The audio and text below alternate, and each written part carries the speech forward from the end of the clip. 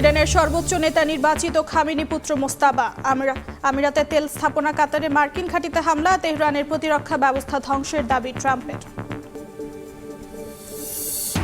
সংঘাতে মধ্যপ্রাচ্য প্রবাসীদের নিরাপত্তা নিয়ে বাড়ছে উদ্বেগ, কমতে পারে রেমিটেন্স প্রবাহ, জ্বালানি আমদানি ও বৈদেশিক মুদ্রার রিজার্ভেও চাপে পড়ার শঙ্কা।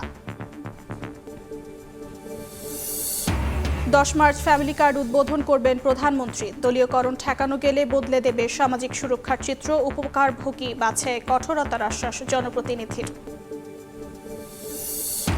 আসিফ মাহমুদের ব্যাংক হিসেবের তথ্য তলব, 3 কার্যদিবসের মধ্যে পাঠানোর নির্দেশ বিএফআইউর, নিজেই লেনদেনের স্টেটমেন্ট সবার জন্য উন্মুক্ত করবেন ফেসবুকে পোস্ট।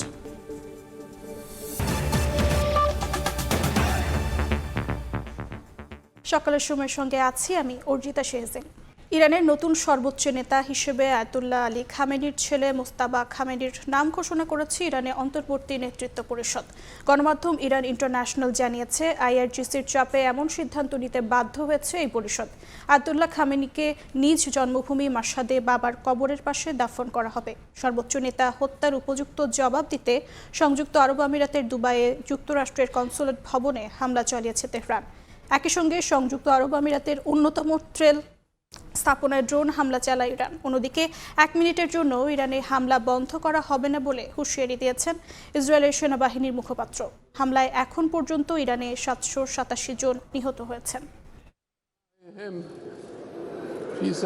সব জল্পনা কল্পনার অবসান ঘটিয়ে ঘোষণা করা হয়েছে ইরানের নতুন সর্বোচ্চ ধর্মীয় নেতার নাম। আয়াতুল্লাহ আলী খামেনির দ্বিতীয় পুত্র মোস্তাবা খামেনি বাবার স্থলাভিষিক্ত হয়েছেন। দীর্ঘ সময় ধরে রাজনৈতিক বিশ্লেষকদের একটি বড় অংশ মোস্তাবাকে তার বাবার সম্ভাব্য উত্তরসূরি হিসেবে বিবেচনা করে আসছেন। ইরানের সবচেয়ে শক্তিশালী সামরিক বাহিনী ইসলামিক রেভলিউশনারি গার্ড কর্পসের সঙ্গে তার অত্যন্ত ঘনিষ্ঠ সম্পর্ক রয়েছে। সেই আইআরজিসির চাপেই ইরানের অন্তর্বর্তী নেতৃত্ব পরিষদ এই সিদ্ধান্ত নিয়েছে বলে জানিয়েছে ইরানের গণমাধ্যম ইরান ইন্টারন্যাশনাল। এদিকে আয়াতুল্লাহ আলী খামেনিকে নিজ জন্মভূমি মাশহাদ শহরে বাবার কবরের পাশে দাফন করা হবে বলে জানিয়েছে সংবাদ মাধ্যম আল জাজিরা। এদিকে সর্বোচ্চ নেতা আয়াতুল্লাহ আলী খামেনির হত্যা, যার প্রতিশোধ নিতে মরিয়া ইরান। সর্বোচ্চ নেতা হত্যার জবাবে সংযুক্ত আরব আমিরাতের অন্যতম ফুজাইরার একটি তেল স্থাপনায় ড্রোন হামলা চালিয়েছে তেহরান। স্থানীয় কর্তৃপক্ষ জানিয়েছে, একটি ড্রোন হামলা প্রতিহত করার সময় এই আগুনের সূত্রপাত হয়। একই সঙ্গে দুবাইয়ের মার্কিন কনসুলেট ভবনে হামলা চালিয়েছে ইরান, সেখান থেকে ধোঁয়ার কুণ্ডুলি বের হতে দেখা যায়। কাতারের আল উদেইদ মার্কিন বিমান ঘাঁটিতে ক্ষেপণাস্ত্র হামলা চালিয়েছে তেহরান। একই দিনে ইরানের ক্ষেপণাস্ত্র আঘাতে ইসরায়েলের রামাত গান শহরে ব্যাপক ক্ষয়ক্ষতি হয়েছে। এই হামলায় যানবাহন ও একটি ভবন আগুনে ভস্মীভূত হয়ে যায়। এই ঘটনায় বেশ কয়েকজন হতাহত হয়েছেন। অন্যদিকে ইরান জুড়ে অব্যাহত আছে ইসরায়েলি হামলা। ইরানের কুম শহরে অবস্থিত অ্যাসেম্বলি অফ এক্সপার্টসের সদর দফতর গুড়িয়ে দিয়েছে তেল আবিব। 1 মিনিটের জন্য ইরানে হামলা বন্ধ করা হবে না বলে হুঁশিয়ারি দিয়েছেন ইসরায়েলের সেনাবাহিনীর মুখপাত্র। বলেন, ইসরায়েলের নিরাপত্তা নিশ্চিত না হওয়া পর্যন্ত হামলা চলবে।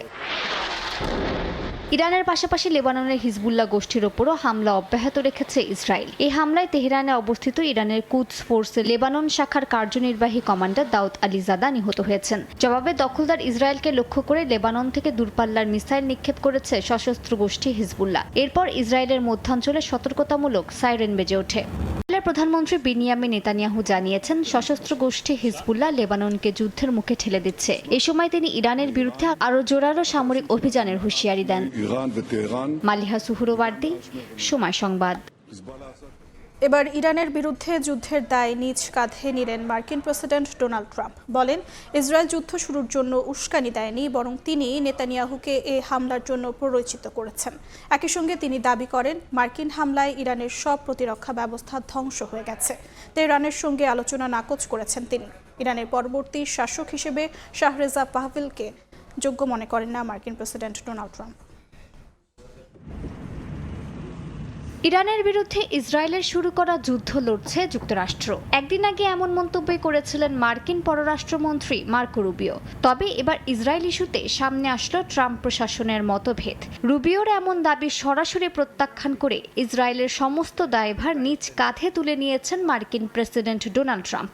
বলেন, তেল আবিব তেহরানে হামলার উস্কানি দেয়নি, বরং তিনি নিজেই নেতানিয়াহুকে এই যুদ্ধে জড়িয়েছেন। তিনি দাবি করেন, ইরান যুক্তরাষ্ট্র আলোচনার সময় তিনি আন্দাজ করেছিলেন যে তেহরান আগে মার্কিন ঘাঁটিতে হামলা চালাবে। হোয়াইট হাউসে মার্কিন প্রেসিডেন্ট আরও দাবি করেন, মার্কিন হামলায় ইরানের বিমান বাহিনী, নৌবাহিনী এবং আকাশ প্রতিরক্ষা ব্যবস্থা ধ্বংস হয়ে গেছে। মার্কিন সেনারা 1700-র বেশি লক্ষ্যবস্তুতে হামলা চালিয়েছে বলে জানান ট্রাম্প। বলেন, মার্কিন সামরিক অভিযান শেষ হতে হতে ইরানের সম্পূর্ণ প্রতিরক্ষা ব্যবস্থা ধ্বংস হয়ে যাবে। I think they were going to attack first, and I didn't want that to happen. So if anything, I might have forced Israel's hand, but Israel was ready and we were ready. ট্রাম্পের মতে সবচেয়ে খারাপ পরিস্থিতি হবে যদি ইরানের নতুন নেতা আগের মতোই ক্ষতিকর হয়। তিনি বিদেশে নির্বাসিত রেজা পাহলভিকে ভবিষ্যতে নেতৃত্বের জন্য উপযুক্ত মনে করেন না। মার্কিন প্রেসিডেন্ট জানিয়েছেন, ইরানের মধ্য থেকেই নতুন নেতা বেছে নেওয়া উচিত হবে। এ সময় ট্রাম্প জোর কণ্ঠে দাবি করেন, ইরানে আয়াতুল্লাহ আলী খামেনির পরবর্তী সব উত্তরসূরি নিহত হয়েছেন। মার্কিন প্রেসিডেন্ট ডোনাল্ড ট্রাম্প ইরানের সঙ্গে আলোচনার সম্ভাবনা নাকচ করে দিয়েছেন। সামাজিক যোগাযোগ মাধ্যমে দেয়া এক পোস্টে তিনি দাবি করেছেন, যুক্তরাষ্ট্র ও ইসরায়েলের যৌথ হামলা শুরু হওয়ার পর ইরান আলোচনার প্রস্তাব দিয়েছিল। ট্রাম্প বলেন, এখন ইরানের সঙ্গে আলোচনার সময় পার হয়ে গেছে। মালিহা সুহরওয়ার্দী, সময় সংবাদ। ইরান ইসরায়েল চলমান উত্তেজনার মধ্যেই স্পষ্ট হয়ে উঠেছে সস্তা ড্রোন বনাম ব্যয়বহুল প্রতিরক্ষা ক্ষেপণাস্ত্রের অসম লড়াই। ইরানের এক একটি ড্রোন তৈরিতে খরচ হয় মাত্র $35,000। বিপরীতে এটি ধ্বংস করতে তাদের ক্ষেপণাস্ত্র তৈরিতে ব্যয় হচ্ছে $5 থেকে $40 লাখ পর্যন্ত। এপিক ফিউরি হামলার প্রথম 24 ঘন্টাতেই প্রায় 70 কোটি 80 লাখ মার্কিন ডলার খরচ হয়েছে। ইরানে অপারেশন এপিক ফিউরি নামে যুক্তরাষ্ট্র ইসরায়েলের যৌথ হামলা শুরু হওয়ার পর থেকেই ব্যয় নিয়ে জোর আলোচনা শুরু হয়। আনাদোলা এজেন্সির বরাতে এক প্রতিবেদনে আল জাজিরা জানায়, হামলার প্রথম 24 ঘন্টাতেই যুক্তরাষ্ট্রের প্রায় 70 কোটি 80 লাখ মার্কিন ডলার খরচ হয়েছে। হামলার আগে বিমান ও নৌবহর পুনর্বিন্যাস সহ সামরিক প্রস্তুতিতে অতিরিক্ত প্রায় 6 কোটি 30 লাখ ডলার ব্যয় হয়েছে। এদিকে যুক্তরাজ্য ভিত্তিক গণমাধ্যম ডেইলি মেইলের এক প্রতিবেদনের বরাতে জানা যায়, ইরানের এক একটি ড্রোন তৈরিতে খরচ হয় মাত্র $35,000। বিপরীতে এটি ধ্বংস করতে এক একটি ইন্টারসেপ্টর ক্ষেপণাস্ত্রের পেছনে যুক্তরাষ্ট্র ও ইসরায়েলের ব্যয় হচ্ছে $5 থেকে $40 লাখ। বিশ্লেষকদের মতে এই ব্যয়ের বৈষম্যই ইরানের সবচেয়ে বড় কৌশলগত সুবিধা হয়ে উঠেছে। পাশাপাশি কয়েক সপ্তাহের মধ্যেই যুক্তরাষ্ট্র ইসরায়েলের প্রতিরক্ষা ব্যবস্থার মজুদ ফুরিয়ে যাওয়ার শঙ্কা দেখা দিয়েছে। গণমাধ্যম ডেইলি মেইলের প্রতিবেদনে বলা হয়, ইরানের কাছে বিভিন্ন ধরনের ড্রোনের মজুদ রয়েছে 80,000 থেকে 1 লাখ। মাসিক উৎপাদন সক্ষমতা বিবেচনায় নিলে তারা দীর্ঘ সময় ধরে হামলা অব্যাহত রাখতে পারে। যুক্তরাষ্ট্রের উন্নত প্রতিরক্ষা ব্যবস্থার প্রতিটি ইন্টারসেপ্টরের দাম প্রায় $1.5 কোটি এবং পুনরায় উৎপাদনের সময় লাগে কয়েক বছর। এমন পরিস্থিতিতে কম খরচের বিকল্প খোঁজা হচ্ছে। এর মধ্যে রয়েছে স্বল্প মূল্যের গাইডেড রকেট এবং ইসরায়েলের আয়রন ড্রিম লেজার প্রতিরক্ষা ব্যবস্থা, যা প্রতি শটে খুব কম খরচে লক্ষ্যবস্তু ধ্বংস করতে পারে। অর্জিতা শেহজিন, সময় সংবাদ। ইরানের সর্বোচ্চ ধর্মীয় নেতা আয়াতুল্লাহ আলী খামেনিকে হত্যার জন্য কয়েক দশক ধরে প্রস্তুতি নিচ্ছিল ইসরায়েলি গোয়েন্দারা। গত 6 মাসে সেই পরিকল্পনায় প্রযুক্তিগত ও মানব গোয়েন্দা সহায়তা দেয় যুক্তরাষ্ট্রের কেন্দ্রীয় গোয়েন্দা সংস্থা CIA। ইসরায়েল ও যুক্তরাষ্ট্রের সাবেক ও বর্তমান কর্মকর্তাদের উদ্ধৃত করে এক প্রতিবেদনে এমনটাই জানিয়েছে দ্য গার্ডিয়ান। মাত্র 60 সেকেন্ডের ব্যবধানে তেহরানের সমন্বিত একাধিক হামলায় খামেনি সহ শীর্ষ 7 নিরাপত্তা কর্মকর্তা এবং তার পরিবারের ঘনিষ্ঠ কয়েকজন সদস্য নিহত হন। একই অভিযানে আরও প্রায় 40 জন জ্যেষ্ঠ নেতাকে হত্যা করা হয়েছে বলে দাবি ইসরায়েলের। কয়েক দশকের প্রস্তুতি আর শেষ 6 মাসে যুক্তরাষ্ট্রের প্রযুক্তিগত ও মানব গোয়েন্দা সহায়তায় পরিকল্পনাটি চূড়ান্ত রূপ পায়, এমনটাই জানিয়েছে দ্য গার্ডিয়ান। বিশ্লেষকদের মতে এই হত্যাকাণ্ডের মধ্য দিয়ে ইরানের শাসন ব্যবস্থাকে দুর্বল করার কৌশলগত অভিযান শুরু করে যুক্তরাষ্ট্র ও ইসরায়েল। তবে কেউ কেউ একে সম্ভাব্য কৌশলগত ভুল বলেও সতর্ক করেছেন, কারণ নেতৃত্বের শূন্যতা অনেক সময় আরও কঠোর ও অনির্দেশ্য শক্তির উত্থান ঘটাতে পারে। ইসরায়েলের গোয়েন্দা সংস্থা মোসাদ বহু বছর ধরে ইরানে তথ্যদাতা, লজিস্টিক্স ও অপারেটিভদের বিস্তৃত নেটওয়ার্ক গড়ে তোলে। খামেনির দৈনন্দিন রুটিন, নিরাপত্তা বলয় এবং ঘনিষ্ঠদের উপর চালানো হয় নিবিড় নজরদারি। এসব তথ্যের সঙ্গে যুক্ত হয় CIA-এর সিগন্যাল ইন্টেলিজেন্স, ফোনালাপ, অবস্থান ও বৈঠকের সময়সূচি সংক্রান্ত তথ্য। هدف آمریکای هم প্রতিবেদন অনুযায়ী হামলার সময় নির্ধারণে গুরুত্বপূর্ণ ছিল খামেনি ঠিক কখন নির্দিষ্ট কম্পাউন্ডে উপস্থিত থাকবেন এই তথ্য। যুক্তরাষ্ট্রের আড়িপাতা ও ইসরায়েলের মানব গোয়েন্দা তথ্য একত্র করে নিখুঁত লক্ষ্য নির্ধারণ করা সম্ভব হয়েছে বলে দাবি সংশ্লিষ্টদের। বিদেশে লক্ষ্যভিত্তিক হত্যাকাণ্ডের দীর্ঘ ইতিহাস থাকলেও এর আগে কোনো রাষ্ট্রপ্রধানকে হত্যা করেনি ইসরায়েল। তাদের সামরিক গোয়েন্দা সংস্থার এক সাবেক প্রধান এই হামলাকে কৌশলগত ও অভিযানগত বিশাল চমক বলে আখ্যা দিয়েছেন। ইসরায়েলি বিশ্লেষকদের সতর্কবার্তা, গুপ্ত হত্যা কখনো স্থায়ী সমাধান নয়। হামাস ও হিজবুল্লাহ নেতাদের হত্যা করেও সংগঠনগুলো টিকে আছে। এক সাবেক সিআইএ কর্মকর্তা বলেন, মাঠ পর্যায়ে শক্তিশালী মানব গোয়েন্দা নেটওয়ার্ক ছিল ইসরায়েলের। অভিযানটি 60 সেকেন্ডে শেষ হলেও এর পেছনে ছিল বছরের পর বছরের প্রস্তুতি। আধুনিক যুদ্ধ এখন তথ্য, অনুপ্রবেশ ও সঠিক সময় নির্বাচনের উপর নির্ভরশীল। নাদিম মারজান, সময় সংবাদ। ইরান, ইসরায়েল ও মিত্র দেশগুলোর মধ্যকার পাল্টাপাল্টি হামলায় উত্তপ্ত গোটা অঞ্চল। এর সরাসরি প্রভাব পড়তে শুরু করেছে বাংলাদেশের প্রবাসী শ্রমবাজারে। একদিকে হযরত শাহজালাল আন্তর্জাতিক বিমানবন্দরে কয়েকশো রেমিটেন্স যোদ্ধার অনিশ্চিত অপেক্ষা, অন্যদিকে মধ্যপ্রাচ্যে থাকা প্রবাসীদের জানমালের নিরাপত্তা নিয়ে বাড়ছে উদ্বেগ। বিশ্লেষকরা বলছেন, এই যুদ্ধ দীর্ঘস্থায়ী হলে সংকটে পড়বে দেশের জ্বালানি নিরাপত্তা ও বৈদেশিক মুদ্রার রিজার্ভ। মধ্যপ্রাচ্যের আকাশে যুদ্ধের আগুন আর বাংলাদেশের সাধারণ শ্রমিকের কপালে দুশ্চিন্তার ভাঁজ। ইরান ইসরায়েল উত্তেজনার আঁচ পৌঁছে গেছে ঢাকার হযরত শাহজালাল আন্তর্জাতিক বিমানবন্দরেও। যারা স্বপ্ন নিয়ে পাড়ি দিতে চেয়েছিলেন বিদেশের মাটিতে, তাদের যাত্রা এখন অনিশ্চিত। ফ্লাইট বাতিল আর ভিসা প্রসেসিং বন্ধ হয়ে যাওয়ায় গত কয়েকদিনে আটকে পড়েছেন শত শত রেমিটেন্স যোদ্ধা। সময় মতো পৌঁছাতে না পারলে অনেকেরই কর্মস্থলে যোগ দেয়া কিংবা ভিসার মেয়াদ শেষ হওয়ার শঙ্কা তৈরি হয়েছে। বাংলাদেশে আছি, এখন আইসি 13 দিন আকামা ডিড আছে, এখন কি হয় মানে নিজে বলতে পারি নাই। গরিব মানুষ আমরা। দুবাইয়ের যে ভিসা অনেকে 2 দিন 3 দিন আছে, এবং আছে কেউ আছে 1 মাস। তাড়াতাড়ি জলদি করার জন্য সরকারে আবেদন করছি। এখন বলতেছে ফ্লাইট ক্যান্সেল, তাহলে আমরা আসলে নাম্বার যেটা দিছে এটার সাথে যোগাযোগ করা, কোন কানেক্ট করার কোনো লাইন পাইতেছি না।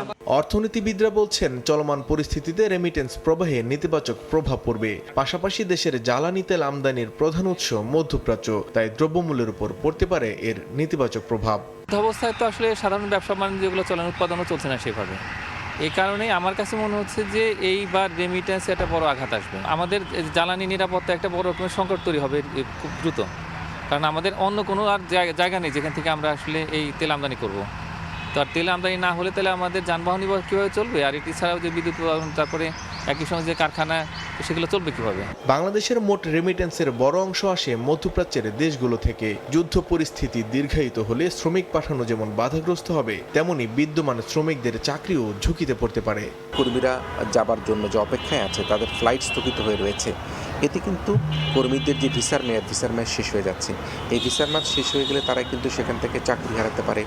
অন্যদিকে দেখা যাবে যে তার এই ভিসার মেয়াদ শেষ হওয়ার পর আবার এই ভিসা কোথায় কীভাবে নিবে, সেটি একটা বড় সংকটে পড়তে পারে। আমাদের অভিবাসন খাতের জন্য এখন আমরা মধ্যপ্রাচ্যের মুক্তিটা যেটা, সেটাকে কমিয়ে আমরা ইউরোপ, ইতালি, জাপান এসব দেশগুলো কিন্তু আমাদের বহুমুখীকরণ করতে হবে। মধ্যপ্রাচ্যের এই সংকট কেবল একটি আঞ্চলিক যুদ্ধ নয়, বরং বাংলাদেশের অর্থনীতির জন্য একটি বড় সতর্কবার্তা। অতি নির্ভরশীলতা কমিয়ে বিকল্প শ্রমবাজার ও জ্বালানির উৎস না খুঁজলে আগামীতে হয়তো আরও বড় মূল্য দিতে হতে পারে বাংলাদেশকে। মানিক মোহাম্মদ ওমর, সময় সংবাদ, ঢাকা। স্বল্প আয়ের মানুষকে নতুন করে স্বপ্ন দেখাচ্ছে বিএনপি সরকারের ফ্যামিলি কার্ড। আগামী 10 মার্চ যে কার্ড বিতরণ কার্যক্রমের উদ্বোধন করবেন প্রধানমন্ত্রী তারেক রহমান, যার মাধ্যমে মাসে 2,500 করে টাকা পাবেন একজন সুবিধাভোগী। তবে এই উদ্যোগ সফল হওয়ার পথে সামাজিক সুরক্ষা খাতের অপচয়, দুর্নীতিকে বড় চ্যালেঞ্জ হিসেবে দেখছেন অর্থনীতিবিদরা। যদিও স্থানীয় জনপ্রতিনিধিরা বলছেন, উপযুক্ত ব্যক্তির হাতে কার্ড তুলে দিতে বদ্ধপরিকর তারা। সাইফুল ইসলামের রিপোর্ট।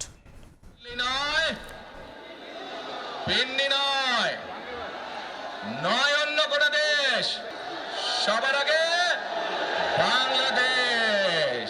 সবার আগে বাংলাদেশ, এই স্লোগানে যে নির্বাচনী প্রচারণা শুরু করেছিল বিএনপি, সেখানেই ক্ষমতায় গেলে 4 কোটি পরিবারে ফ্যামিলি কার্ড দেওয়ার প্রতিশ্রুতি দিয়েছিলেন প্রধানমন্ত্রী তারেক রহমান। বাংলাদেশের প্রত্যেক মা বোনদের কাছে, মাদের কাছে আমরা পৌঁছে দিতে চাই। ক্ষমতা নেয়ার পর সর্বোচ্চ অগ্রাধিকার দিয়ে চলছে নিম্ন আয়ের মানুষকে দেয়া সেই প্রতিশ্রুতি রক্ষার কাজ। ঈদের আগেই সুবিধাভোগীদের হাতে এই কার্ড তুলে দিতে পরীক্ষামূলকভাবে দেশের 14 উপজেলায় চলছে তথ্য সংগ্রহ, যাচাই বাছাইয়ের কাজ, যেখানে প্রতি মাসে মিলবে 2,500 টাকা। প্রথম পর্যায়ের সুবিধাভোগীর তালিকায় আছেন রাজধানীর করাইল বস্তির বাসিন্দারাও। নুন আনতে পান্তা ফুরায় এসব মানুষের কাছে যেন এক সোনার হরিণ হয়ে আসছে বিএনপি সরকারের এই ফ্যামিলি কার্ড, যার উপর ভরসা করে ছেলে মেয়ের সংসারে আর বোঝা হয়ে থাকতে চান না 6 বছর আগে স্বামী হারানো হাজেরার মতো অনেকেই। ভালো হয় মনে ওষুধ বুড়ি খাইতে তোর কাছে হাত পাততে হয় না, কিছু সুযোগ সুবিধাই পাই না। এখন এটা যদি এই স্যারের আমলে হয় তাহলে তো আমাদের মনে আর কারোর উপর বিশ্বাস থাকবে না। কখনো প্রয়োজন হলেও আমার বাবার বাড়ির জন্য বা আমার মার জন্য আমি কিছু চাইতে পারবো না, আমি সংকোচ বোধ করবো। তো ফ্যামিলি কার্ডটা পাইলে দেখা গেছে পণ্য দেখ বা টাকা নগদ দেখ, আমি এটা আমার ফ্যামিলির কাজে ইউজ করতে পারবো। নিত্যদিনের খরচ মেটাতে হিমশিম খাওয়া মানুষের চাওয়া ফ্যামিলি কার্ড বিতরণে যেন অনিয়মের গ্যারাকলে পড়ে বঞ্চিত না হন তারা। যাদের কাছে নেতা আছে, আত্মীয় স্বজন, জ্ঞাতি গোষ্ঠী 14টার নাম দেওয়া করে দেবে, অথচ আমরা যে গরিব দরিদ্র হেরা কেউ কিচ্ছু পাবো না। সরকারের ভোটার যারা এখানে ঢাকার পাবে, আর যারা ভাড়াটিয়া দেশের ভোটার কেন পাবে না? মূলত হতদরিদ্র, দরিদ্র, নিম্নবিত্ত পরিবারের মায়েরা এই সুবিধা পাবেন বলে সিদ্ধান্ত নিয়েছে সরকার। তাদের প্রত্যাশা, এই ফ্যামিলি কার্ড বিতরণে আসবে স্বচ্ছতা, কোনো রকম থাকবে না অনিয়ম। এর পাশাপাশি সুবিধাভোগী যারা, তাদের কাছেই যেন এই কার্ড পৌঁছায়। স্থানীয় প্রতিনিধিদের আশ্বাস, যাচাই বাছাই করেই সুবিধাভোগীর হাতে কার্ড তুলে দিতে চান তারা। এইখানে কোনো দলীয় নেতাকর্মী দ্বারা এই কাজটা করা হবে না। আমাদেরকে যদি বলা হয় তাদের পাশে থেকে সহযোগিতা করার জন্য, আমরা সর্বদা তাদের পাশে আছি। অর্থনীতিবিদরা বলছেন, দলীয়করণ ঠেকাতে পারলে এই কার্ড বদলে দিবে সামাজিক সুরক্ষা খাতের ব্যয়ের চিত্র। এজন্য সঠিক তথ্য ব্যবস্থাপনার তাগিদ তাদের। অনেক সময় দলীয়করণ করা হয়, এখানে দুর্নীতি করা হয়, যার থাকার কথা সে থাকে না। সবার কাছে ব্যাংক অ্যাকাউন্ট বা তাদের কাছে মোবাইল ফোনও অনেকে থাকে না। ডিজিটাল একটা রেজিস্ট্রি করা যায়, তাহলে ওই যে একটা ডুপ্লিকেশন, এই ডুপ্লিকেশনটা হয় না। এনআইডির যে স্থায়ী ঠিকানার যে সমস্যাটা, সেই সমস্যাটাও তখন কিছুটা হলেও দূরীভূত করা যায়। যদিও সাইফুল ইসলাম, সময় সংবাদ, ঢাকা। ঠিকানাও আবার ঢাকা ওয়াশিংটনের কৌশলগত সম্পর্ক আরও জোরদারে 2 দিনের সফরে ঢাকায় যুক্তরাষ্ট্রের দক্ষিণ ও মধ্য এশিয়া বিষয়ক সহকারী পররাষ্ট্রমন্ত্রী এস পল কাপুর আজ পররাষ্ট্রমন্ত্রী সহ সরকারের জ্যেষ্ঠ মন্ত্রীদের সঙ্গে বৈঠক করবেন তিনি। বৈঠকগুলোতে দ্বিপাক্ষিক বাণিজ্য ও বিনিয়োগ সম্প্রসারণ, নিরাপত্তা সহযোগিতা বৃদ্ধি এবং ইন্দো প্যাসিফিক অঞ্চলে পারস্পরিক স্বার্থ এগিয়ে নিতে আলোচনা হতে পারে বলে জানানো হয় মার্কিন দূতাবাসের বিজ্ঞপ্তিতে।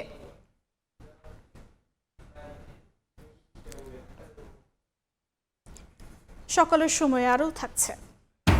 বগুড়ায় বৈদ্যুতিক শক দিয়ে নদীতে মাছ শিকার, ধ্বংস হচ্ছে ডিম পোনা ও জলজ জীব বৈচিত্র্য, জড়িতদের বিরুদ্ধে কঠোর ব্যবস্থার হুঁশিয়ারি জেলা প্রশাসকের।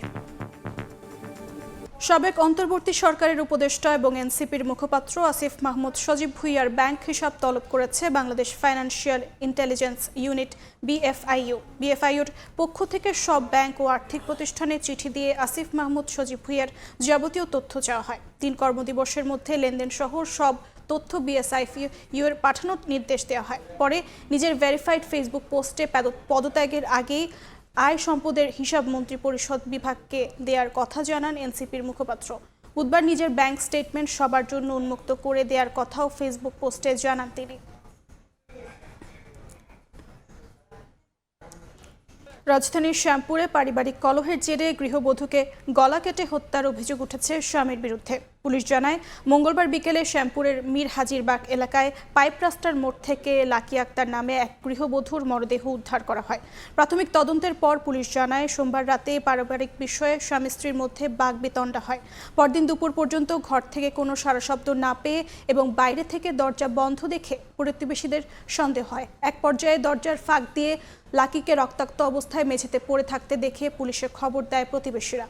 পরে লাশ উদ্ধার করে ময়নাতদন্তের জন্য ঢাকা মেডিকেল কলেজ হাসপাতালে পাঠায় পুলিশ। এ ঘটনায় নিহতের স্বামী সজীবকে আসামি করে মামলা দায়ের করেছে নিহতের স্বজনরা।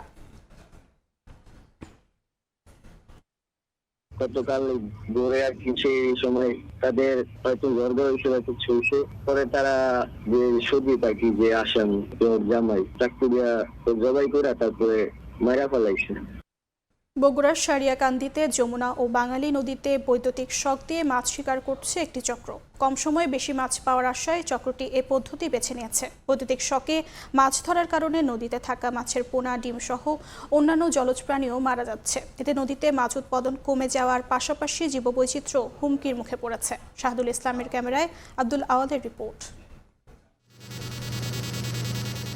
যমুনার বুকে ধরা পড়েছে ভয়ঙ্কর এক চিত্র। ইলেকট্রিক শক দিয়ে মাছ শিকার করছে একদল জেলে। নিষিদ্ধ এই পদ্ধতিতে মুহূর্তে নিস্তেজ হয়ে যাচ্ছে মাছ, নিঃশেষ হচ্ছে ডিম ও পোনা, ধ্বংস হচ্ছে জলজ জীববৈচিত্র্য। এই ভয়াবহতার প্রমাণ সংগ্রহে মাছ যমুনায় হাজির হয় সময় সংবাদ। উপস্থিতি টের পেতেই কেউ কেউ গা ঢাকা দেওয়ার চেষ্টা করে। দীর্ঘ চেষ্টার পর নাম প্রকাশ না করা সত্ত্বে কথা বলতে রাজি হন এক জেলে। এটা কাজ করে আপনার আপিস থেকে শর্ট করে ভিতরে যদি আপনি পড়ে যেতে পারেন তাহলে আপনার শেষ। মৎস্য অধিদপ্তরের তথ্য মতে 2021 সালের জানুয়ারি থেকে ডিসেম্বর পর্যন্ত যমুনা ও বাঙালি নদীতে ছোট বড় মিলিয়ে মোট 847 টন মাছ পাওয়া যায়। কিন্তু 2022 সালে সেই উৎপাদন প্রায় 30% কমে 587 টনে এসে ঠেকে। 2024 সালে উৎপাদন হয় এরও অর্ধেক, দাঁড়ায় 288 টনে। আর গেল বছর সবচেয়ে কম 274 টন মাছ পাওয়া যায় যমুনা থেকে।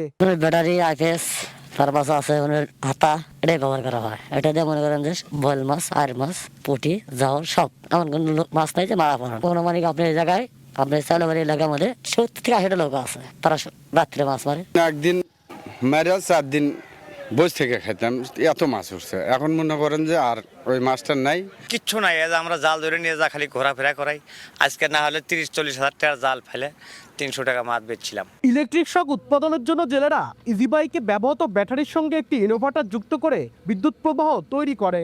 সেই ইনোভার্টার থেকে দুটি তার বের করে জালের সঙ্গে যুক্ত করা হয়। পানিতে 5 থেকে 7 ফুট দূরত্বের মধ্যে থাকা মাছ সহ সব ধরনের জলজ প্রাণী বৈদ্যুতিক শকে মারা যায়।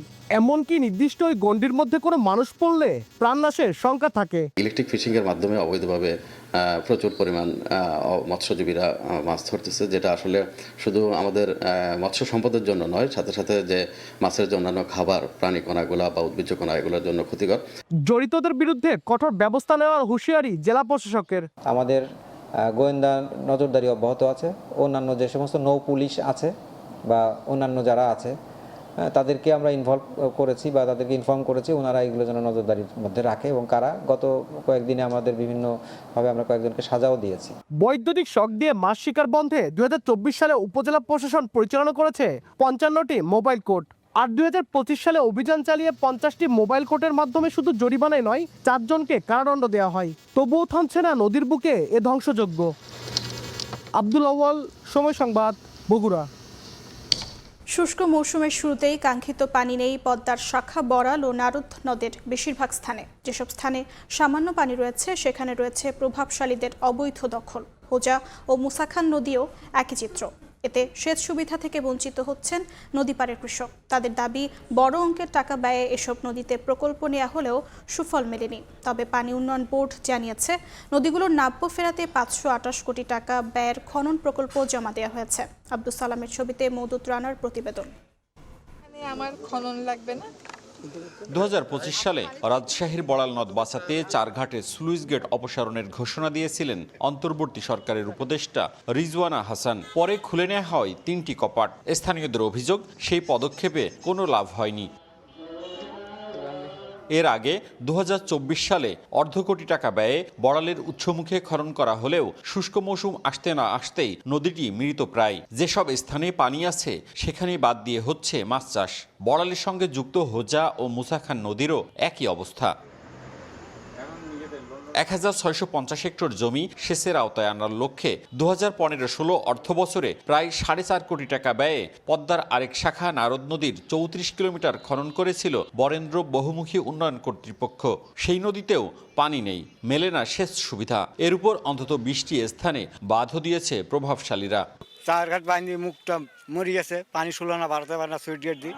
এই কারণের জন্য এই নদী পানি আর আসে না। ঈশ্বরপুরে যে বাঁধটা হয়েছে, তারপরে আপনার বড়ল ব্রিজ হয়েছে, এখানে পানি তো আসতে পারে না নদী। কারণ হচ্ছে আপনার জায়গা যা বাঁধা আছে, আপনার জায়গা বান্ধা আছে, এগুলো পরিষ্কার করে জানলা খনন করতে হবে আপনার। আরও স্থানীয়রা বলছেন, নদ নদীগুলো খনন হলেও নেই সুফল। পানি না থাকায় অস্তিত্ব সংকটে বিলীন হয়ে নদীগুলো পরিণত হয়েছে মরা খালে। পানি প্রবাহ বন্ধ থাকায় বিরূপ প্রভাব পড়েছে কৃষিতে। পদ্মার শাখা যে বড়াল নদী, বড়লা নদীর সাথে এটার নাম হচ্ছে নারদ নদী, এটার একটা আছে মানে সংযোগ আছে, সেই সংযোগটা ওই সময় সেভাবে করে দেওয়া হয়নি, এই কারণে পদ্মার নদীর পানির এদিকে ঢুকে না। চারিদিকে বন্ধ থাকলে পানি আসবে কোথায়, এই কারণে পানি আর আসে না, আল্লাহর বৃষ্টি যেটুকু হয় এইটুকুই পানি থাকে। পানি উন্নয়ন বোর্ড জানিয়েছে নদীগুলোর নাব্য ফেরাতে 528 কোটি টাকা ব্যয়ের খনন প্রকল্প জমা দেওয়া হয়েছে মন্ত্রণালয়ে। এটা প্ল্যানিং কমিশনে গিয়েছিল, পরে প্ল্যানিং কমিশন থেকে এটা একটা রিভিউ দিয়ে পাঠানো হয় যে 5 বছর আগে স্টাডি হয়েছে, এই 5 বছরের মধ্যে কোনো পরিবর্তন ঘটেছে কিনা এটা মতামত সহ নতুন করে পাঠানোর আবার, তো সেটা আমরা হলো রেডি করেছি। রাজশাহীর চারঘাটের পদ্মা থেকে উৎপত্তি বড়ালের, অন্যদিকে মুসাখান নদের উৎপত্তি বড়াল থেকে, আর নাটোরের পাইকপাড়ায় মুসাখান নদ থেকে নারদ যুক্ত হয়েছে পদ্মার সঙ্গে। মওদুদ রানা, সময় সংবাদ, রাজশাহী। সকালের সময় আরও থাকছে। ইরানের পাশাপাশি ফিলিস্তিনেও অব্যাহত ইসরায়েলি আগ্রাসন। পশ্চিম তীরে দখলদারের হামলায় 2 ভাই নিহত। ত্রাণ প্রবেশ বন্ধ থাকায় খাদ্যাভাবে 16 লাখ গাজাবাসী।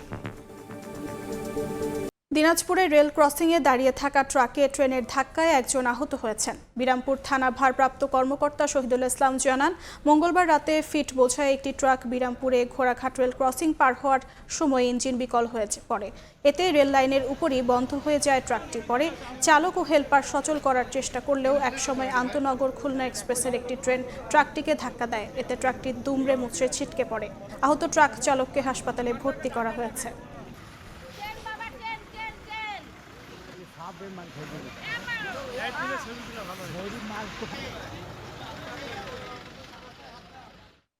গাড়ি আসতেছে আর ট্রাক দিছে লাইনের চড়ে, গাড়িটা পার হতে যায়, সামনের চাকা পার হয়েছে, পিছনের চাকা গ্যাপে পড়ে যায়। গ্যাপে পড়ে যাওয়ার পর গাড়িটাকে যখন টান দিতে নিয়ে যায়, গাড়িটা স্টার্ট বন্ধ হওয়ার কারণে আর স্টার্ট নেয় না। তখন হেল্পার নামে যায়, ড্রাইভারকে আমরা চিল্লাই নামার জন্য। ড্রাইভার নামা মাত্রই গাড়ি বাড়ি দিয়ে পড়ে যায়। ড্রাইভার পিছনে গাড়ির বাড়ি খায়, ড্রাইভারের মাথা আহত হয়, মাথা ফেটে গেছে। পাবনা জেনারেল হাসপাতালের প্রাঙ্গণে ছড়িয়ে ছিটিয়ে আছে ময়লা আবর্জনা। দুর্গন্ধে অতিষ্ঠ রোগী ও তাদের সঙ্গে আসা স্বজনরা। সংশ্লিষ্ট খাতে জনবল সংকট আছে উল্লেখ করে হাসপাতাল কর্তৃপক্ষ বলছে, পরিচ্ছন্নতা নিশ্চিতে সর্বোচ্চ চেষ্টা করা হচ্ছে। আসিফ মাহমুদের ছবিতে সবুজ মোল্লার রিপোর্ট। 250 শয্যার পাবনা জেনারেল হাসপাতাল। মূল ভবনের বাহিরে হাসপাতালের আঙ্গিনার বিভিন্ন স্থানে জমে আছে ময়লার স্তূপ। দুর্গন্ধে রোগী ও তাদের সঙ্গে আসা স্বজনদের ভোগান্তি চরমে। দীর্ঘদিন ধরে একই অবস্থা, দেখার যেন কেউ নেই। পরিপূর্ণ হয়ে গেছে ময়লা আবর্জনা রাখার স্থান। আবর্জনা ছড়িয়ে ছিটিয়ে থাকায় সেখান থেকে জন্ম নিচ্ছে মশা, মাছি সহ বিভিন্ন কীটপতঙ্গ। এতে বেড়ে যাচ্ছে রোগ ছড়ানোর আশঙ্কা। চিকিৎসা নিতে এসে উল্টো আরো অসুস্থ হয়ে পড়ার অভিযোগ রয়েছে ভুক্তভোগীদের। এত নোংরা যা বলার মতো ভাষা নেই, কারণ এখানকার কর্তৃপক্ষ এরা কি করে না করে এটা আল্লাহ মাহবুদই জানে। অসুস্থ রোগী নিয়ে আসি, আরো অসুস্থ বেশি হয়, মানে এই পরিষ্কার পরিচ্ছন্নতা নাই। আর এত পরিমাণ দুর্গন্ধ, সেখানে মানে পরিষ্কারের ছিটাফোটা বলতে কিছু নাই। ডাক্তারদের সার্ভিস ভালো করা লাগবে এবং ময়লা আবর্জনা যেখানে যাচ্ছে ওয়ার্ডের মধ্যে দেখা যাচ্ছে ময়লার স্তূপ জমা থাকে, সেগুলি সুইপাররা পরিষ্কার করে। ওরা বলে যে মানে জনবল নাই। হাসপাতালে পরিচ্ছন্নতা কর্মীর 18টি পদ থাকলেও কর্মরত রয়েছেন 7 জন। হাসপাতাল ভবন ও চত্বর পরিচ্ছন্ন রাখার চেষ্টা অব্যাহত রয়েছে বলে জানিয়েছে কর্তৃপক্ষ। জনবলের সংকট রয়েছে এবং লজিস্টিক যে সাপোর্টগুলো রয়েছে এগুলোতেও অনেক স্বল্পতা দেখা যায় মাঝে মধ্যে, কারণ প্রয়োজনের তুলনায় অনেক রোগী ভর্তি থাকার কারণে আমরা এইগুলো দিয়ে অনেক সময় কভার করতে পারি না। 7 জন ক্লিনার নিয়ে রাউন্ড দ্য ক্লক, মানে এটা 24 ঘন্টার সার্ভিস। আমাদের হসপিটাল তো আর এক বেলা না, তো পুরো হসপিটালে বারবার ময়লা হচ্ছে, বাথরুমগুলো বারবার পরিষ্কার করতে হচ্ছে। এর মধ্যেও আমরা কিন্তু আমাদের চেষ্টা চালায় যাচ্ছি। পাবনা জেনারেল হাসপাতালের বহির্বিভাগে প্রতিদিন চিকিৎসা নেন গড়ে 2 থেকে 3 হাজার রোগী, আর আন্তঃবিভাগে ভর্তি থাকেন 500 থেকে 600 জন। সবুজ মোল্লা, সময় সংবাদ, পাবনা। গ্রামের রোগীদের দ্রুত সরকারি হাসপাতালে নিতে ইউনিয়ন পর্যায়ে কেনা হয় ব্যাটারি চালিত অ্যাম্বুলেন্স, অথচ কেনার কিছুদিন পরেই সবগুলো বিকল হয়ে যায়। গত 8 বছর ধরে নষ্ট হয়ে পড়ে আছে নাটোরের 52টি অ্যাম্বুলেন্স। আর ইউনিয়ন পরিষদ বলছে মেরামত করার চেয়েও নতুন কেনায় সাশ্রয় হবে। তবে কথা বলতে রাজি হয়নি ত্রাণ ও পুনর্বাসন বিভাগ এবং জেলা প্রশাসন। আল মামুনের পাঠানো তথ্য ও রকুনুজ্জামানের ছবি নিয়ে রিপোর্ট। 2016-17 অর্থ বছরে নাটোরের 7টি উপজেলার 52টি ইউনিয়ন পরিষদে একটি করে ব্যাটারি চালিত অ্যাম্বুলেন্স প্রদান করে উপজেলা পরিষদ। স্বল্প খরচে গ্রামের রোগীদের দ্রুত সময়ে সরকারি হাসপাতালে নেওয়াই ছিল এর লক্ষ্য। চালুর কিছুদিন মানুষ এ সুবিধা ভোগ করলেও গত 8 বছর ধরে নষ্ট পড়ে আছে অ্যাম্বুলেন্সগুলো। এলাকাবাসীর অভিযোগ, নষ্ট হলেও গাড়িগুলো মেরামতের উদ্যোগ নেয়নি কর্তৃপক্ষ। গাড়িটা থাকতে খুব সুযোগ সুবিধা ছিল, মানুষ অসুস্থ হলে নিয়ে যেত হসপিটালে, সুবিধা ছিল। এখন অনেক দিন থেকে গাড়িটা এভাবে পড়ে আছে, মানুষ একটু দুর্ভোগে আছে। রুগী টুগি হলে আমরা নিয়ে যেত, নিয়ে আসতো। এখন আমরা সেই সুবিধা পাচ্ছি না, গাড়িটা নষ্ট হয়ে আছে। এই কারণে আমরা চাচ্ছি যে গাড়িটা সারা হোক। ইউনিয়ন পরিষদ বলছে অ্যাম্বুলেন্সগুলো মেরামত করার চেয়ে নতুন কেনায় সাশ্রয় হবে। আর এ বিষয়ে ক্যামেরার সামনে কথা বলতে রাজি হননি জেলা ত্রাণ ও পুনর্বাসন কর্মকর্তা এবং জেলা প্রশাসক। যার পর হইতে 1 বছর না যেতেই বিকল অবস্থায় অদ্যাবধি পর্যন্ত পড়ে আছে এবং সংস্কার হয় নাই। এই অবস্থায় পরিত্যক্ত হয়ে যায়। ব্যাটারি নষ্ট হয়ে গেছে, গাড়ি নষ্ট, চাকা নষ্ট, সকল কিছু নষ্ট। এখন মেরামত করতে গেলেও আমার মনে হয় 1-1.5 লক্ষ টাকা লাগবে। আর এটা দিয়ে আসলে জনগণের আশা পূরণ হয় না। কাপুর ইউনিয়নে যদি একটা ভালো অ্যাম্বুলেন্স দিতেন। উপজেলা প্রশাসনের তথ্য মতে 52টি অ্যাম্বুলেন্স কিনতে খরচ হয় 1,04,00,000 টাকা। সময় সংবাদ, নাটোর। আবহাওয়া পরিবর্তনে গাইবান্ধায় বেড়েছে ডায়রিয়া, জ্বর, শ্বাসকষ্ট ও নিউমোনিয়া সহ নানা রোগের প্রকোপ। বেশি আক্রান্ত হচ্ছে শিশু ও বয়স্করা। এই মুহূর্তে গাইবান্ধা জেনারেল হাসপাতালে আছেন রিপোর্টার বিপ্লব ইসলাম। সরাসরি যাচ্ছি তার কাছে।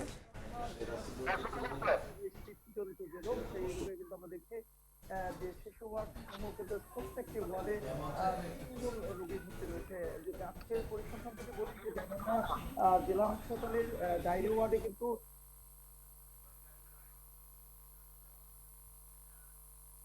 শিশুয়ার্ডে কিন্তু 20টি ওয়ার্ডে বিপরীতে 62 জন রোগী ভর্তি রয়েছে।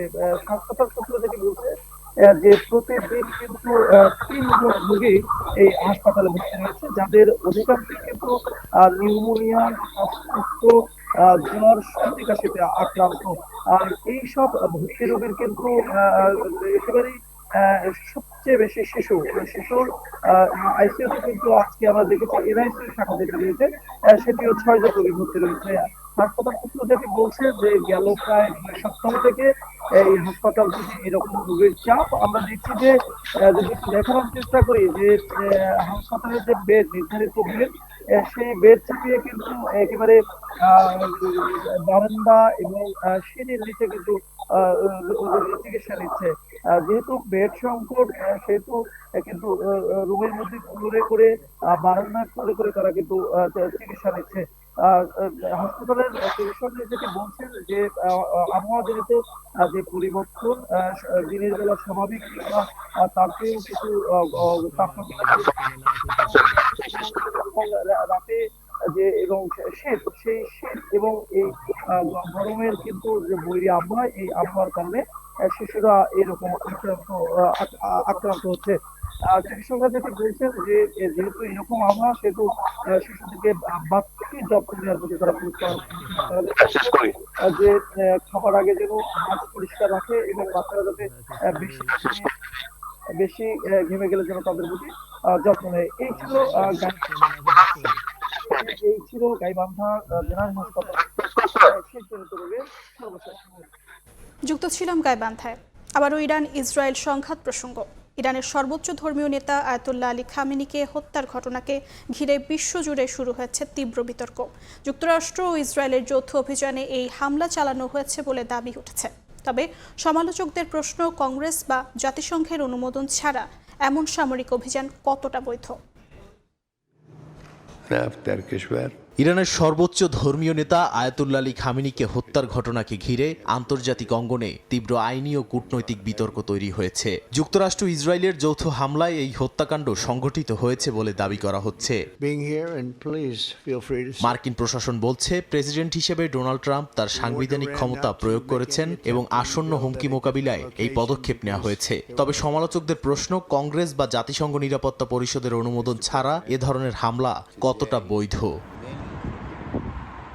আন্তর্জাতিক আইন বিশেষজ্ঞরা বলছেন কোনো দেশের বেসামরিক হলেও সামরিক বাহিনীর সর্বাধিনায়ক এমন নেতা সক্রিয় সংঘাতের সময় বৈধ লক্ষ্য হতে পারেন। তবে যদি যুদ্ধ শুরুর প্রক্রিয়াই আন্তর্জাতিক আইন লঙ্ঘন করে তাহলে সেই লক্ষ্যবস্তু বৈধ হলেও হামলাটি অবৈধ বলে গণ্য হতে পারে। এছাড়া যুক্তরাষ্ট্রের নির্বাহী আদেশ ১২,৩৩৩ অনুযায়ী হত্যা নিষিদ্ধ, তবে আত্মরক্ষা বা সশস্ত্র সংঘাতের অংশ হিসেবে চালানো হামলা সেই নিষেধাজ্ঞার আওতায় পড়ে কিনা তা নিয়ে রয়েছে ভিন্ন মত। সব মিলিয়ে বিদেশি রাষ্ট্রনেতাকে হত্যার এই ঘটনা আন্তর্জাতিক আইন, মার্কিন সংবিধান ও যুদ্ধের নীতিমালাকে নতুন করে প্রশ্নের মুখে দাঁড় করিয়েছে। নাদিম মারজান, সময় সংবাদ। ইরানে যুক্তরাষ্ট্র ও ইসরায়েলের যৌথ হামলায় উত্তেজনা ছড়িয়ে পড়েছে বিশ্বজুড়ে। তেহরানের সর্বোচ্চ ধর্মীয় নেতা আয়াতুল্লাহ আলী খামেনি নিহতের পর ইরান, সৌদি আরব, সংযুক্ত আরব আমিরাত, কাতার, কুয়েত, লেবানন সহ কয়েকটি দেশে মার্কিন ঘাঁটিকে লক্ষ্য করে পাল্টা হামলা চালিয়েছে ইরান। সরাসরি সংঘাতে জড়িত ইসরায়েল, যুক্তরাষ্ট্র ও ইরান, তবে বিভিন্ন দেশও প্রত্যক্ষ বা পরোক্ষভাবে এই সংঘাতে জড়িত হচ্ছে।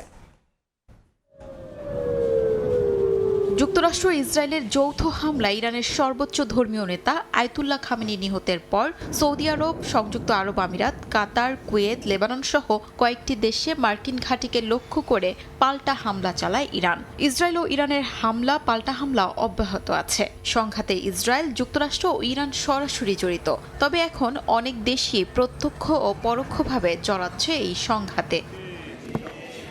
যুক্তরাষ্ট্রের ঘনিষ্ঠ মিত্র যুক্তরাজ্য আগের ইরাক, আফগানিস্তান যুদ্ধে অংশ নিলেও এবার সরাসরি যুদ্ধে জড়ায়নি। প্রধানমন্ত্রী কিয়ার স্টারমার কাতারের আল উবায়েদ ঘাঁটির সুরক্ষায় RAF টাইফুন মোতায়েন করেছেন, তবে ইরানের বিরুদ্ধে সংঘাতে অংশ না নেওয়ার কথাও স্পষ্ট করেন তিনি।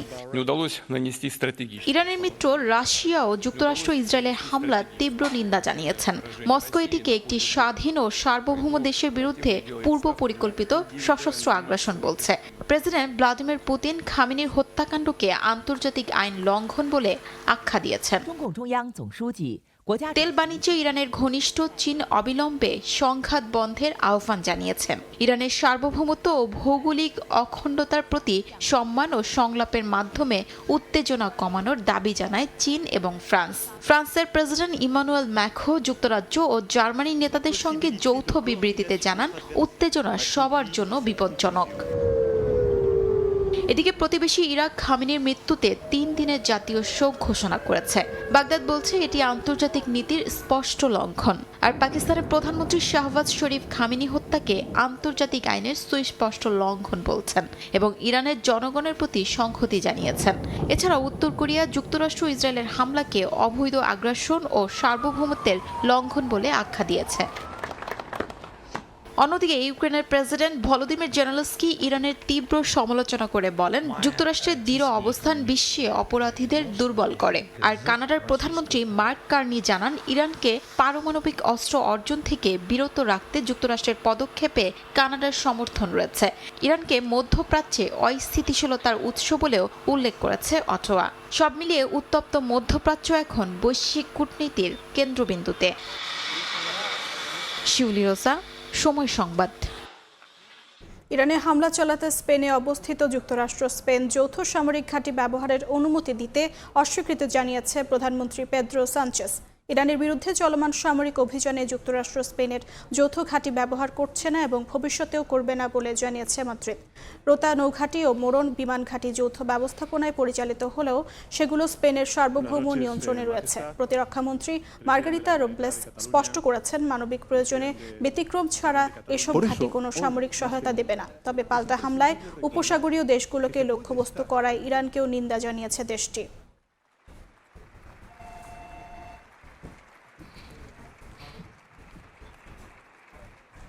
মধ্যপ্রাচ্যের সংঘাত তীব্র হতেই নিরাপদ আশ্রয়ের খোঁজে পালাচ্ছেন ধনকুবেররা।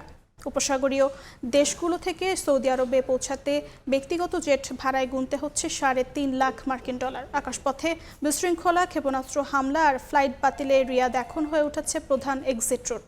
ভিসা নীতিও শিথিল করায় সৌদি আরবকে ঘিরে বেড়েছে জরুরি সরিয়ে নেয়ার তৎপরতা।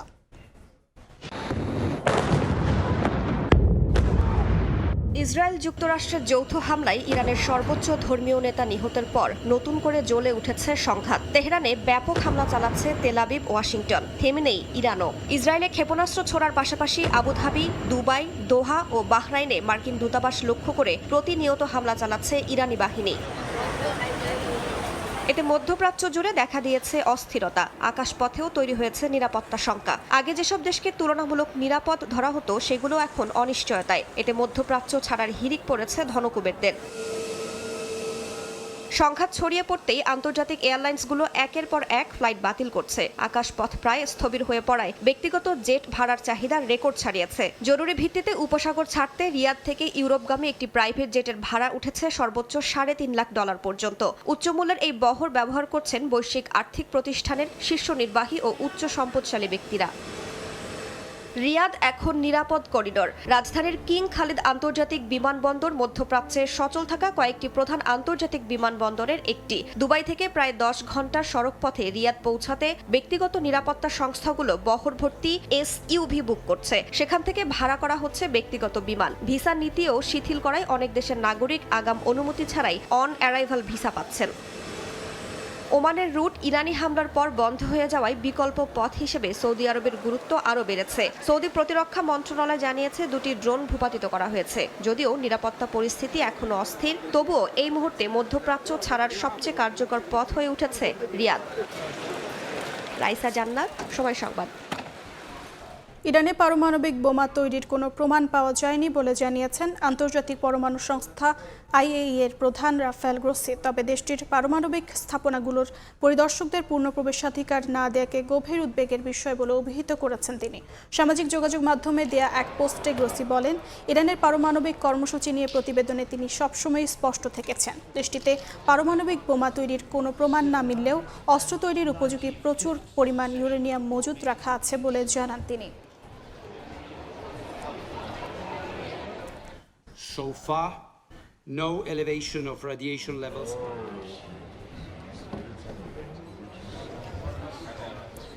ইরানে হামলার পাশাপাশি ফিলিস্তিনে অব্যাহত আছে ইসরায়েলি আগ্রাসন। পশ্চিম তীরে দখলদারের হামলায় 2 ভাই নিহত হয়েছেন। ইরানের বিরুদ্ধে সংঘাতের জেরে ত্রাণ প্রবেশ বন্ধ থাকায় বর্তমানে গাজায় অন্তত 16 লাখ বাসিন্দা খাদ্যাভাবে ভুগছেন। যদিও ধীরে ধীরে সীমান্ত ক্রসিং খুলে দেওয়ার সিদ্ধান্ত নিয়েছে তেল আবিব। এদিকে টানা 4র্থ দিনের মতো বন্ধ রয়েছে আল আকসা মসজিদ। পুরো মধ্যপ্রাচ্য জুড়েই যেন চলছে ইসরায়েলের আগ্রাসন। ফিলিস্তিনের পশ্চিম তীরে কারিয়ুট গ্রামে বসতি স্থাপনকারীদের হামলায় মোহাম্মদ ও ফাহিম মুয়াম্মার নামে 2 ভাই নিহত হয়েছেন। রামাল্লা ভিত্তিক স্বাস্থ্য মন্ত্রণালয় ও ফিলিস্তিনি রেড ক্রিসেন্ট জানিয়েছে হামলায় আরও বেশ কয়েকজন আহত হয়েছেন। প্রত্যক্ষদর্শীরা জানান, বাসিন্দারা প্রথমে একটি বুলডোজার তাদের বাড়ির কাছে ঘোরাফেরা করতে দেখেন। কয়েক মিনিট পর 10 জনের বেশি বসতি স্থাপনকারী আগ্নেয়াস্ত্র নিয়ে আশপাশের বাড়িতে হামলা চালায়। স্থানীয়রা প্রতিরোধের চেষ্টা করলে পরিস্থিতি আরও উত্তপ্ত হয়ে ওঠে। ফিলিস্তিনিদের ছত্রভঙ্গ করতে সেনারা কাঁদানে গ্যাস ছোড়ে। ইরানে হামলার পর চেকপয়েন্ট বন্ধ থাকায় অ্যাম্বুলেন্স পৌঁছাতে বিলম্ব হয়। জাতিসংঘের বিশ্ব খাদ্য কর্মসূচি জানিয়েছে সাময়িকভাবে বন্ধ থাকা গাজায় মানবিক সহায়তা প্রবেশের প্রধান পথ কেরেম শালোম ক্রসিং শিগগিরই পুনরায় খুলে দেওয়া হবে। ইসরায়েলি সরকারি সংস্থা জানিয়েছে ধাপে ধাপে খাদ্য, চিকিৎসা সরঞ্জাম ও জরুরি পণ্য ঢুকতে দেওয়া হবে। তবে নিরাপত্তা পরিস্থিতি বিবেচনায় প্রবাহ নিয়ন্ত্রিত থাকবে। WFP জোর দিয়ে বলছে, সময় মতো এই পথ পুনরায় চালু হওয়া অত্যন্ত গুরুত্বপূর্ণ। কারণ গাজার বাজার ব্যবস্থা কার্যত ভেঙে পড়েছে। স্থানীয় উৎপাদন প্রায় বন্ধ, আর অধিকাংশ পরিবার পুরোপুরি বাইরের সহায়তার উপর নির্ভরশীল। সর্বশেষ IPC বিশ্লেষণ অনুযায়ী গাজার প্রায় 16 লাখ মানুষ তীব্র খাদ্য অনিরাপত্তায় ভুগছে। জাতিসংঘ মহাসচিব আন্তোনিও গুতেরেস সব সীমান্ত ক্রসিং দ্রুত খুলে দেওয়ার আহ্বান জানিয়েছেন। তার মুখপাত্র জানিয়েছেন, স্থানীয় মজুদ কমে আসায় জরুরি সেবা সীমিত সক্ষমতায় চালাতে হচ্ছে। আঞ্চলিক উত্তেজনার অজুহাতে টানা 3য় দিনের মতো আল আকসা মসজিদ বন্ধ রেখেছে ইসরায়েলি কর্তৃপক্ষ। ইসরায়েলি বাহিনী মসজিদ প্রাঙ্গণ ও ওল্ড সিটির ফটকগুলোতে অতিরিক্ত সীমান্ত পুলিশ ও বিশেষ ইউনিট মোতায়েন করেছে। প্রবেশপথগুলোতে কড়াকড়ি আরোপ করে কার্যত এলাকাটিতে সামরিক নিয়ন্ত্রিত অঞ্চলে পরিণত করা হয়েছে। স্থানীয় সূত্র জানায়, নামাজ আদায় করতে আসা বহু মুসল্লিকে গেট থেকেই ফিরিয়ে দেওয়া হয়েছে। এদিকে পাকিস্তানের প্রধানমন্ত্রী খাজা আসিফ অভিযোগ করেছেন, ইরানে হামলা গাজা থেকে দৃষ্টি সরানোর কৌশল হিসেবে ব্যবহার করছেন ইসরায়েলি প্রধানমন্ত্রী বেনিয়ামিন নেতানিয়াহু। মালিহা সুহরওয়ার্দী, সময় সংবাদ। দেখছেন সকালের সময়। টি-20 বিশ্বকাপের খবর। গ্রুপ পর্ব ও সুপার 8-এর পর এবার সেমিফাইনালের লড়াই। প্রথম ম্যাচে মুখোমুখি হচ্ছে শিরোপার স্বপ্নে বুঁদ হয়ে থাকা দুই দল সাউথ আফ্রিকা ও নিউজিল্যান্ড। কলকাতার ইডেন গার্ডেন্সে বিগ ম্যাচ শুরু হবে সন্ধ্যা 7:30টায়। চরম বিতর্কের টি-20 বিশ্বকাপ এখন সেমিফাইনালের মঞ্চে। এবারও সুবিধা নেয়ার বিতর্ক থেকে বেরোতে পারেনি ভারত। আপাতত তা নিয়ে মাথা না ঘামিয়ে ফাইনালের দিকে তাকিয়ে সাউথ আফ্রিকা ও নিউজিল্যান্ড। একটা বিশ্বকাপ জয় করার আক্ষেপ ঘোচানোর খুব কাছে গিয়েও গেল আসরে আশাহত হয়ে ফিরেছিল প্রোটিয়ারা। প্রায় বছর 2 ব্যবধানে আবারও স্বপ্ন উকি দিচ্ছে ডেভিড মিলারদের। ভারতের মাটিতে যে পারফরমেন্স তাদের, তাতে সেমির বাধা টপকে ফাইনালে যাওয়ার সম্ভাবনাই বেশি। এবারের বিশ্বকাপে এখন পর্যন্ত একমাত্র অপরাজিত দল সাউথ আফ্রিকা। গেল ম্যাচে জিম্বাবুয়েকে 5 উইকেটে উড়িয়ে দেয়া প্রোটিয়ারা সুপার 8-এর পাশাপাশি গ্রুপ পর্বের ম্যাচগুলোতেও ছিল অপ্রতিরোধ্য। তাদের দাপুটে পারফরমেন্সে কুপোকাত হয়েছে নিউজিল্যান্ড। সেই আত্মবিশ্বাস সঙ্গী করেই ইডেন গার্ডেন্সে মাঠে নামবে মার্করামের দল। দক্ষিণ আফ্রিকার মতো এতটা দাপট দেখিয়ে সেমিফাইনালে আসতে পারেনি নিউজিল্যান্ড, বরং সুপার 8 থেকে তারা শীর্ষ 4-এ নাম লিখেছে রান রেটের সুবিধা নিয়ে। এবারের আসরেও হুট করে কলাপস করার বাজে অভ্যাস থেকে বেরোতে পারেনি ব্ল্যাক ক্যাপস। প্রোটিয়াদের বিপক্ষে এই বিষয়টি নিয়ে বেশ সাবধানী সেন্টনার বাহিনী। দক্ষিণ আফ্রিকা নিঃসন্দেহে চ্যাম্পিয়ন হওয়ার মতো দল। আমাদেরও সম্ভাবনা আছে, তবে আমাদের কিছু জায়গায় ঘাটতি আছে, যার কারণে আমাদের ভুগতে হয়েছে। এবার আর তেমন কিছু করার সুযোগ নেই। এখন পর্যন্ত টি-20 বিশ্বকাপের 4টি সেমিফাইনাল খেললেও নিউজিল্যান্ডের সর্বোচ্চ রেজাল্ট রানার্স আপ। তাদের সামনেও সুযোগ ফাইনালের টিকিট নিশ্চিত করে অধরা শিরোপার স্বাদ নেয়া। এস এম ইকবাল, সময় সংবাদ। এই পর্যায়ে শীর্ষ সংবাদগুলো জানিয়ে দিচ্ছি আরেকবার। ইরানের সর্বোচ্চ নেতা নির্বাচিত খামেনি পুত্র মোস্তাবা আমিরাতে তেল স্থাপনা কাতারে মার্কিন ঘাঁটিতে হামলা। তেহরানের প্রতিরক্ষা ব্যবস্থা ধ্বংসের দাবি ট্রাম্পের। সংঘাতে মধ্যপ্রাচ্য প্রবাসীদের নিরাপত্তা নিয়ে বাড়ছে উদ্বেগ। কমতে পারে রেমিটেন্স প্রবাহ। জ্বালানি আমদানি ও বৈদেশিক মুদ্রার রিজার্ভেও চাপে পড়ার শঙ্কা। এবং 10 মার্চ ফ্যামিলি কার্ড উদ্বোধন করবেন প্রধানমন্ত্রী। দলীয়করণ ঠেকানো গেলে বদলে দেবে সামাজিক সুরক্ষার চিত্র। উপকারভোগী বাছে কঠোরতার আশ্বাস জনপ্রতিনিধির।